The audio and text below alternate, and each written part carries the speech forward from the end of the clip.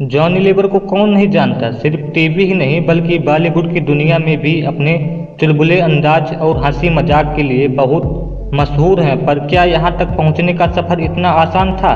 शायद नहीं। तो चलिए आज हम जानेंगे जॉनी लीवर की संघर्ष की कहानी। उनकी कहानी शुरू होती 14 अगस्त 1957 को तेलुगु क्रिश्चियन परिवार में प्रकाश राव जानुमल्ला और करुणम्मा जानुमल्ला के घर कैंगिरी आंध्र प्रदेश में जॉन राव प्रकाश राव जानुमल्ला का जन्म हुआ। अब आप सोच रहे होंगे कि जॉन राव प्रकाश हैं कौन।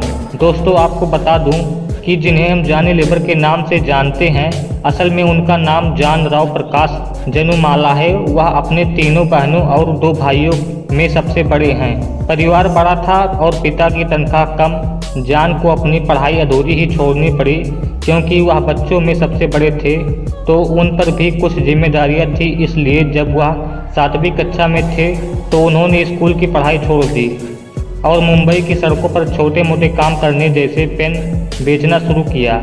वह लोगों का ध्यान अपनी ओर खींचने के लिए बॉलीवुड के एक्टर्स की नकल करते और उनके गानों पर नाचते ताकि ज़्यादा पेन बेच सके। उन्होंने हैदराबाद के यकुतपुरा से कॉमेडी एक्टिंग सीखी।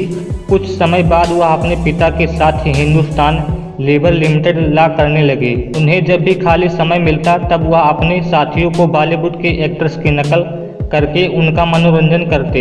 एक फंक्शन के दौरान जब उन्हें उनका टैलेंट दिखाने को कहा गया तो उन्होंने हिंदुस्तान लीवर लिमिटेड के कुछ सीनियर अफसरों की नकल की, जिसके बाद उन्हें नाम दिया गया जॉनी लीवर और उन्होंने भी इस नाम को दिल से अपना लिया और बॉलीवुड में भी इसी नाम के साथ अपनी पहचान बनाई।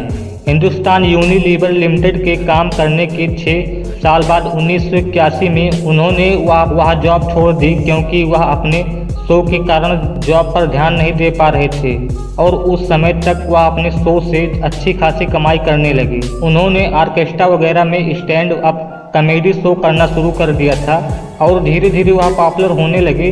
तब उन्हें कल्याण जी और आनंद जी का ग्रुप ज्वाइन करने का मौका मिला और उन्होंने उनके साथ दुनिया भर की कई शो किए। जॉनी लीवर को भारत का पहला स्टैंड अप कॉमेडियन भी माना जाता है। 1982 में उन्हें अमिताभ बच्चन जी के साथ कुछ शो करने का मौका मिला। ऐसे ही एक शो के दौरान उनकी मुलाकात हुई एक्टर सुनील दत्त से, जिन्होंने उन्हें फिल्म दर्द का रिश्ता में रोल ऑफर दिया। उससे पहले जॉन टीवी पर भी आने लगे थे और उनकी पॉपुलैरिटी बढ़ती ही जा रही थी। उनकी पहली मूवी जो सिनेमा में आई थी वह थी तुम पर हम कुर्बान। इसके बाद वह फिल्म दर्द का रिश्ता में नजर आए। इसके बाद वह और मेहनत करते गए और फिर कभी पीछे मुड़कर नहीं देखा।